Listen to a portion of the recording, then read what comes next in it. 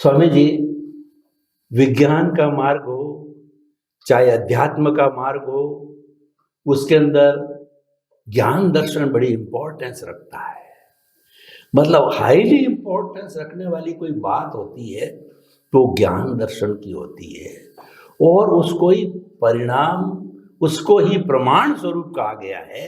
जैसे कि सांप्रदायिक में और धार्मिक के अंदर आगमों को प्रमाण माना जाता है, उसी तरीके से जो है अनुभव के क्षेत्र के अंदर सम्यक ज्ञान दर्शन को प्रमाण माना गया है। तो कृपया इसको प्रमाण, सम्यक ज्ञान दर्शन को क्यों माना गया है, ये थोड़ा खोल करके बताइए। क्योंकि मुमुक्षु, जिज्ञासु, साधक और महात्मा लोगों को ये चीज ज्ञान दर्शन के अंदर गहरा से गहरा बैठना बहुत जरूरी है, तभी वो अपने मोक्ष मंजिल को प्राप्त कर सकते हैं। कृपया इसका थोड़ा गहन स्पष्टीकरण दीजिए। देखो, ज्ञान दर्शन इतना गहरा विषय है, इतना डीप विषय है और इतना अनुभव गम्य विषय है कि आम लोगों को ज्ञान दर्शन जो आध्यात्म गुरु, आध्यात्मिक अनुभूति वाला व्यक्ति बोलता है, वो उनके समझ में नहीं आता है। वो समझता है कि मैंने जो सुना वो ही ज्ञान दर्शन है। वो ज्ञान दर्शन नहीं है, वो प्रेजेंटेशन है।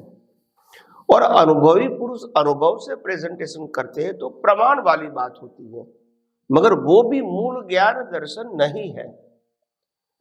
उनकी बात प्रमाण रूप जरूर है। क्या है? प्रमाण रूप, जो समझने में हमको आसानी हो जाती है, क्योंकि उनको जैसा दिखता है वो बोलते हैं, अपने ओपिनियन के साथ बोलते नहीं है। तो ज्ञान दर्शन जो सब्जेक्ट है और शास्त्रों में अनुभवी ज्ञानी पुरुष की जो बात रखी गई है, इसको प्रमाण बोलते हैं। वो प्रमाण इसीलिए बोलते हैं क्योंकि अनुभव के आधार से निकली है। मगर इंपॉर्टेंट बात यह है कि अनुभव के आधार से निकली हुई बात अगर कोई बिन अनुभवी पुरुष प्रेजेंट करेंगे तो उसमें अपना ओपिनियन रहेगा, और इसीलिए फिर उसी बातों को आप प्रमाण बोलोगे तो ठीक नहीं है। और आज यही चल रहा है। तो मेरा कहने का मतलब, जब प्रत्यक्ष होता है तो प्रमाण बोलो, वो अच्छी बात है। और अगर आपकी क्वेरी है तो वो प्रमाण से बता भी सकता है। मगर जिन्होंने अनुभव नहीं किया है वो अनुभवी पुरुष की बात करेंगे, मगर जब काउंटर क्वेश्चन करोगे तो वो तो अपनी बात करेंगे ना, तो फिर वो प्रमाण नहीं हो सकता है। तो ये मिसिंग लिंक है। दूसरी बात, जो ज्ञान दर्शन की बात हम जो करते हैं, वो मैंने बार बार कहा है, वो नॉलेज एंड क्रिया नहीं है, या तो शब्द ज्ञान और क्रिया का ज्ञान नहीं है। वो दर्शन और ज्ञान जो सम्यक होता है वो खुला होता है, वो प्राप्त नहीं होता है। जो चीज दुनिया में प्राप्त होती है, चाहे वस्तु के रूप में, व्यक्ति के रूप में, साधन के रूप में, या ज्ञान, शब्द ज्ञान के रूप में, यह सब विनाशी होता है। क्या होता है? ढका हुआ खुला होता है। हाँ, ये विनाशी होता है। जो प्राप्त होता है, चाहे वो शास्त्र ज्ञान है, चाहे धर्मगुरु का ज्ञान है, चाहे भौतिक ज्ञान है, चाहे वस्तु है, चाहे व्यक्ति है, जो प्राप्त होती है वो हमेशा टेम्पररी होती है। और इसलिए सम्यक ज्ञान, सम्यक दर्शन जो है वो ज्ञानी पुरुष के माध्यम से सिर्फ दृष्टि के रूप में प्राप्त होता है। क्या होता है? दृष्टि के रूप। अनुभूति तो कोई दे सकते हैं नहीं, और कीमत किसकी है? अनुभूति की। दृष्टि देने वाले ने दृष्टि दिया, आपने अनुभव नहीं किया, तो वो दृष्टि की कोई कीमत नहीं है। मैंने आपको 1000 रुपया दिया और कहा जब जरूर भूख लगे तो आप इसका उपयोग करना, तो मैंने आपको दिया, ज्ञान भी दिया कि भूख लगे तो इसका उपयोग करना, जहां आपको खाना मिलता है वहां, और आप पैसा लेके चले गए। अब 1 घंटा, 2 घंटा, 5 घंटा, 6 घंटा, 10 घंटा चलते रहे, और एकदम भूख लगी, देखा भी कि हाँ खाना पीना मिलता है, मगर पैसे का उपयोग नहीं किया, तो फिर मतलब क्या रहा? तो मैंने आपको दिया, उपयोग नहीं किया, तो बेनिफिट क्या हुआ? कुछ नहीं। तो देने से लाभ होगा वो जरूरी नहीं है। दिया हुआ उपयोग करोगे तो ही बेनिफिट है, नहीं तो नहीं है। इसीलिए अनुभवी पुरुष जो होते हैं वो क्या कहते हैं? ज्ञान दर्शन मेरे को खुला हुआ है, प्राप्त नहीं हुआ है। और खुला कुदरत ने किया है। क्या बताया? कुदरत ने किया। विजन की क्लैरिटी मेरी है, मगर जो ओपन किया वो कुदरत ने किया। इसीलिए हमने आध्यात्म विज्ञान में पहली बार बताया है केवल दर्शन, केवल ज्ञान रिजल्ट है। क्या बताया? केवल ज्ञान रिजल्ट है, केवल दर्शन पुरुषार्थ। पुरुषार्थ है। कभी किसी ने नहीं कहा है कि केवल ज्ञान रिजल्ट है। हमने कहा जिस व्यक्ति को केवल ज्ञान होने वाला है वो जन्म से पहले तय हो गया कि इन व्यक्ति को कौन से समय, स्थल और अवस्था में केवल ज्ञान होगा, वो फिक्स हो गया है। तो वो संजोग कौन देगा? कुदरत। कुदरत देगा। वो तो बना सकते नहीं है, अगर वो बना सकते तो तुरंत ही आ जाएगा, मगर ऐसा नहीं है। और पुरुषार्थ भी बाकी नहीं है। तो ये बताता है कि ये ओपन होता है, प्राप्त नहीं होता है। और केवल दर्शन धीरे धीरे खुला होता है। क्या होता है? जैसे अज्ञान मिटता है तो आपका आवरण होता है, इतने आपको deepness and sharpness and broadness ज्यादा आती है। तो ये एक प्रोसेस है, ये कोई चमत्कार नहीं है कि मैंने आपको दे दिया आपको मिल गया। ये प्रक्रिया है। और इसीलिए मैंने कहा सम्यक ज्ञान, सम्यक दर्शन हमेशा लाइव होता है। क्या होता है? लाइव। हाँ, वो मैकेनिकल नहीं होता है। और लाइव का मतलब जागृत, लाइव का मतलब शब्द ज्ञान नहीं, क्रिया ज्ञान नहीं, जागृत। तभी तो उसको सम्यक ज्ञान, सम्यक दर्शन कहेंगे। तो जागृत होना चाहिए, लाइव होना चाहिए और खुला होता है, प्राप्त नहीं होता है। और वो दर्शन धीरे धीरे खुला होता है, मगर केवल ज्ञान तो 100% होता है, वो धीरे धीरे नहीं। ये भी आध्यात्म विज्ञान ने बताया। नहीं तो कई लोग क्या कहते कि मेरे को 5% 10% आत्मा का अनुभव हो गया। भाई आत्मा का अनुभव नहीं होता है ऐसा, मगर क्योंकि उनके पास सैद्धांतिक ज्ञान नहीं है तो ऐसी बातें करते रहेंगे। और कहता भी दीवाना और सुनता भी, तो दुनिया चलती रहेगी। किसी को प्रिंसिपल ही मालूम नहीं है। और इसीलिए तो मैंने कहा कि जब अनुभवी पुरुष जो बोलते हैं तो वो अपनी जबान नहीं बोलते हैं, वो कुदरत ने बताया हुआ सनातन सत्य को सिर्फ प्रेजेंट करते हैं। और उसमें भी वो विदाउट ओनरशिप करते हैं। क्या करते हैं? Without ownership. ये नहीं कहेगा ज्ञान मेरा है, अनुभव मेरा है। ज्ञान किसका है? कुदरत का है। और वही कुदरत के ज्ञान को अनुभव करना है ये दृष्टि से। तो दृष्टि मैं दे रहा हूं, मगर अनुभव करना है कुदरत के ज्ञान को, मेरे ज्ञान को नहीं। तो ये इतनी क्लैरिटी होती है अनुभवी ज्ञानी पुरुष में कि वो कभी नहीं कहेगा कि ये ज्ञान मेरा है। ज्ञान तो सनातन ही होता है, अनुभव होता है। और वो अनुभव से आपको अनुभव का मार्ग बताते हैं। और आपको जो मार्ग बताने के बाद जो अनुभव करना है वो फिर सनातन का करना है, उनका शब्दों का नहीं करना है। तो इतनी क्लैरिटी होगी। और ये अनुभवी ज्ञानी पुरुष का प्रमाण होता है, वो कभी अपने मन वचन काया को एस्टैब्लिश नहीं करेंगे, क्योंकि वो पहले से ही मानते ये कुदरत का था, है और कुदरत के पास, और इसीलिए मेरा है वो तो सब्जेक्ट नहीं आएगा। और उन्होंने साफ कहा अनुभवी पुरुष ने कि शरीर में ज्ञान होता ही नहीं है। ये आज तक किसी ने नहीं कहा है। राम ज्ञानी, कृष्ण ज्ञानी, महावीर ज्ञानी, ऐसा ही बताया ना। हालांकि शरीर में ज्ञान नहीं है, शरीर ज्ञान को व्यक्त करने का इंस्ट्रूमेंट है, like a mobile and TV. TV में भी ज्ञान नहीं है, मोबाइल में भी नहीं है, उसके माध्यम से व्यक्त होता है। शरीर में भी नहीं है, उनके माध्यम से। तो ये सब प्रमाण देते हैं अनुभवी ज्ञानी को, जो बोलते हैं ना सिद्धांत, उसमें प्रमाण बोलते हैं, ऐसे रैंडम बातें नहीं करते हैं। और इसीलिए लोगों को जो थिंकर है वो पकड़ लेते हैं कि बात में कुछ दम है, भले उसको समझने में समय लगेगा, ऐसा नहीं कि आज समझ में आ जाएगी, मगर उसके ऊपर वो डीप में जाएगा, क्योंकि ये उसकी बातों में कॉन्ट्राडिक्शन नहीं होता है। इसीलिए उसको स्वीकार करने में, समझने में मजबूर हो जाता है वो। तो इसीलिए मैंने कहा ना, जब भी कोई अनुभवी आता है तो उनको, आम लोग इनको स्वीकार नहीं करते। ये रामकृष्ण महावीर का बड़ा एग्जाम्पल है। जब सतयुग था और रामकृष्ण की बातें भी लोगों ने उस समय एज अ ज्ञानी स्वीकार नहीं किया, उनकी लाइफ को ही बताया, उनकी लाइफ कैसी थी, उनके माँ बाप कौन थे, पत्नी कौन थे, परिवार कौन था, संजोग क्या था, यही बताया गया। आप समझे ना, उनकी ज्ञान की जो वैल्यू बतानी चाहिए वो नहीं बताई, कृष्ण के भी ज्ञान की वैल्यू नहीं बताई।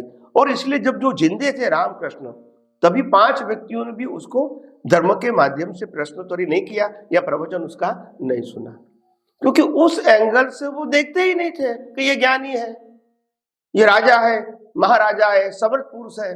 वो देखा, चारित्रवान है, वो भी देखा, मगर ज्ञान दर्शन अलग चीज है। उनके इनके साथ कोई कनेक्शन नहीं है। मगर वो उस समय भी, सतयुग में भी लोगों को समझ में नहीं आया। तो कलयुग में कैसे आएगा? और इसलिए मैंने शुरुआत में भी, आज से 20 साल पहले भी कहा था कि अनुभवी पुरुषों की बात को समझ में आना, ये भी आपकी मैच्योरिटी होना चाहिए, क्योंकि इनका बाह्य जीवन से कोई कनेक्शन नहीं होता है। और तुम इनको बाह्य जीवन से नापोगे तो फेल हो जाओगे। जब आप कहोगे राम ने तो रावण की फैमिली खत्म कर दिया, तो फिर वो ज्ञानी कैसे? कृष्ण भगवान ने महाभारत करवाया, तो फिर वो ज्ञानी कैसे? तो ऐसे देखोगे तो कैसे मालूम होगा? आप समझे कि नहीं? तो उनके ज्ञान दर्शन की दशा और उदय कर्म दोनों क्या है? अलग दशा है, वो उनकी अनुभूति है, कैपिटल है, और उदय है वो इसके हाथ में भी नहीं है। तो इनका और इनका कंपैरिजन, एक स्वतंत्र है और एक परतंत्र है, दोनों को आप जोड़ सकते नहीं है। तो इसीलिए आम व्यक्ति, दादा भगवान के जीवन में भी यही हुआ, श्रीमद राजचंद्र के जीवन में भी यही हुआ। प्रत्यक्ष थे तब लोग समझ नहीं पाए कि ये ज्ञानी है। ये तो लगता है कि डायमंड का बिजनेस करता है, और अभी इतनी साल का छोटा उम्र वाला बच्चा है, इनको क्या मालूम ज्ञान क्या है? ऐसे करके इसको रिजेक्ट कर दिया। और ज्ञानी पुरुष दादा भगवान को भी यही कहा कि विज्ञान की क्या बात करते हो, हम ऐसी बात करो कि जिसमें पाप पुण्य होता है। तो फिर उन्होंने देना पड़ा, विज्ञान नहीं दिया, उन्होंने नहीं दे सके, मतलब ये बात है। इसीलिए अनुभवी ज्ञानी पुरुष का लाभ लेना, बहुत few people are understand the level of experience person. बाकी स्थूल बातें जानने वाला, समझने वाला तो लाखों होगा। राम को, कृष्ण को मानने वाला करोड़ों होगा, दादा भगवान को मानने वाले लाखों होंगे, श्रीमद राजचंद्र को मानने वाले लाखों होंगे। समझने वाले कितने हैं? यह इंपॉर्टेंट है। समझने का मतलब होता है जो वो कहना चाहते थे वो बात समझे, सिर्फ शब्द और उसके अर्थ तक सीमित नहीं होना चाहिए, मर्म तक जाना चाहिए कि वास्तव में वो क्या कहना चाहते थे। तो इसीलिए अनुभवी ज्ञानी पुरुष की बात जो होती है वो समझना आम लोगों के बस की बात नहीं है। सुन तो सकते हैं और बुद्धि से, स्थूल रूप से, शब्द और अर्थ के रूप में तो समझ जाते हैं, मर्म के रूप में नहीं समझते। और इसीलिए कई सारी बातें मेरे को मर्म के रूप में बतानी पड़ती है, वो भी शब्दों से। हालांकि मर्यादा तो रहेगी ही शब्द की, फिर भी I will try my level best to explain the अर्थ और मर्म के क्या डिफरेंस है। तो इसीलिए आपने जो कहा कि अनुभवी ज्ञानी पुरुष जो होते हैं, आम लोग इसको क्यों पहचान नहीं पाते हैं, उसका मतलब ही ये है कि उनके बाह्य जीवन के साथ जब इसका ज्ञान दर्शन जोड़ोगे तो आपको कभी समझ में नहीं आएगा कि उनके ज्ञान दर्शन का लेवल क्या है और वो क्या कहना चाहते हैं। You don't compare with the उदय कर्म एंड एक्सपीरियंस, दोनों का कंपैरिजन नहीं कर सकते हैं। जब मैंने कहा तीर्थंकर भी शांतिनाथ, कुंथनाथ और 6 खंड के ऊपर विजय प्राप्त किया, तो आप कहते ज्ञानी को विजय प्राप्त करने की क्या जरूरत है? मगर सब्जेक्ट ही अलग है, ये तो उदय कर्म था, उनके पास ऑप्शन भी नहीं था। तो तुम उससे कंपेयर करोगे ज्ञान से, तो फिर क्या होगा? समझ में आएगा कि उनका लेवल क्या? नहीं आएगा। आप कहेंगे ज्ञानी है तो फिर इतना 6 खंड प्राप्त करने की क्या जरूरत है? इतनी रानियों के साथ शादी करना, इतनी संपत्ति इकट्ठी करना, इतने बच्चे करना, इतना परिग्रह प्राप्त करना, क्या जरूरत है? साम दाम दंड भेद की क्या जरूरत है अगर ज्ञानी है तो? भाई ये उदय कर्म और दशा दोनों चीज क्या है? अलग। अगर दोनों को आप लाइन ऑफ डिमार्केशन नहीं बनाओगे तो ज्ञानी की दशा को अनुभव के रूप में समझ नहीं पाओगे। वो सब्जेक्ट ही अलग है। एक सब्जेक्ट के अंदर उसके हाथ में है, दूसरा सब्जेक्ट जो दुनिया को दिखता है वो उनके हाथ में नहीं है, और नहीं है वो आपको दिखता है, और वो दिखता है उससे आप कंपेयर करते हैं, तो फिर क्या होगा? कंफ्यूजन। अभी आप समझे। तो इसीलिए आम लोग ये विज्ञान को समझने में क्यों तकलीफ लेते हैं? आपने जो ज्ञान दर्शन की बात कहा, वो ज्ञान दर्शन शब्द बहुत डीप है, इतना स्थूल नहीं है। मगर आज हम धर्मगुरुओं के माध्यम से और किताबों के माध्यम से ज्ञान दर्शन शब्द इतना यूज हो जाता है जो कॉमन हो गया। ऐसे कॉमन उसका डीप अर्थ नहीं है। तो जैसे जैसे ये आध्यात्म विज्ञान में डीप में जाएंगे तब इसको समझ में आएगा कि आखिर ज्ञान दर्शन सब्जेक्ट क्या है। ये 5 इंद्रियों का विषय, नहीं। ये दृष्टि का विषय है, और दृष्टि का उपयोग करके ही आप सम्यक ज्ञान, सम्यक दर्शन में मैच्योरिटी प्राप्त कर सकते हैं। वहां से ऊंचाई है, मगर वो ऊंचाई बाहर दिखेगी नहीं, आपको अनुभव में आएगी सेपरेशन में, मगर दुनिया को दिखेगी नहीं। तो ये इसीलिए मैंने कहा ज्ञान दर्शन बहुत डीप सब्जेक्ट है, और वही एब्स्ट्रैक्ट है। आध्यात्म विज्ञान का एब्स्ट्रैक्ट ज्ञान दर्शन का उपयोग है, और वो ज्ञान दर्शन के उपयोग में आपको ये सम्यक दर्शन सहाय करता है, क्योंकि जो रिलेटिव सत्य है वो कुदरत, कुदरती कानून और कुदरती न्याय के ऊपर आधारित है, तो उसमें आपको डीप में जाने की जरूरत नहीं। तभी आप आत्मा में स्थिर रह सकते हैं। तो ये हमने पूरा साइंस अपनी भाषा में बताने की लोगों को कोशिश तो किया है। लोग कितना समझ पाते हैं वो तो व्यक्तिगत बात है, और इसीलिए मैं बार बार कहता हूं कि ज्ञान दर्शन जो सम्यक है वो बहुत डीप सब्जेक्ट है, और आप इसको बारीकाई से पहले समझने की कोशिश करो, और उसी दृष्टि से उपयोग करके अनुभव के मार्ग में आगे जाओ। जो दुनिया को बाहर दिखेगा, आपको खुद को ही समझ में आएगा कि मैं सेपरेट कितना रह सकता हूँ। देखो, सेपरेशन का ज्ञान होना वो अलग चीज है, और सेपरेट रहना वो अलग चीज है।